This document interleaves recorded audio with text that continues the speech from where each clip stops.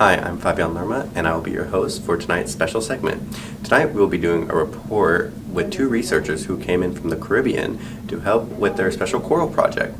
Now, as you know, when I think of coral reefs, I think of somewhere nice and beautiful with a lot of biodiversity. Unfortunately, in the Caribbean, corals are facing detriment due to human interaction, which, go figure, humans ruin everything.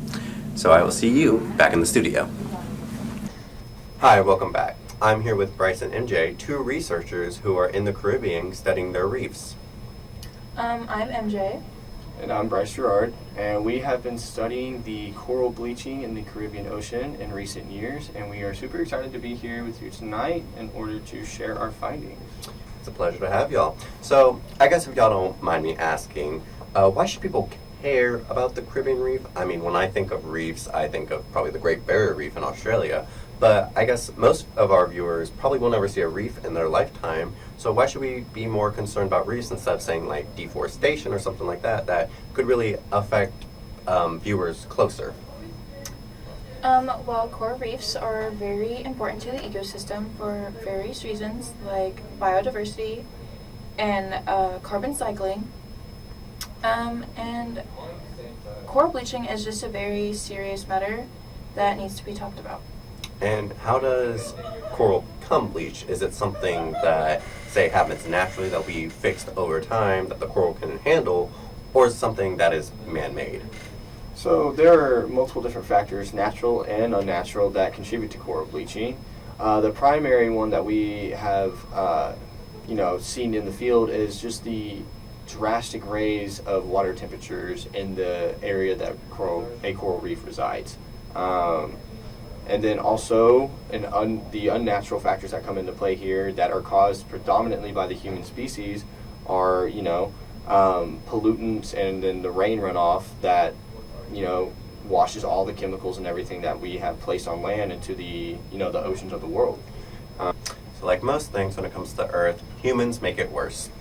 So what is bleached coral precisely? Like, is it something that is dead or what is it? Well, when coral undergoes bleaching, it's just a effect of stress, and if nothing is done to, prevent, it can worsen and eventually the coral will die. Gotcha. So earlier you said something about the carbon cycle, and I feel like a lot of us, when we hear about the environment, we hear carbon this, carbon that. So, and from what I understand from carbon, mostly plants have stuff to do with that. I'm no scientist, but, fourth grade level. How does coral help with the carbon? So coral reefs actually serve as carbon sinks in the aquatic ecosystems of the world. And basically they just take the carbon dioxide that is in the area surrounding them and kind of use that for themselves, basically making calcium carbonate skeletons and whatnot, which provide a place for other organisms to reside and everything, and they have a beautiful mutualistic relationship. And basically it's really just important that we protect coral reefs because of this reason. Because I have to ask, have we screwed up the reef enough to where it is irreversible damage, or can we save it? There are several reefs that have already, unfortunately died, but we still have some out there that are still kicking and everything.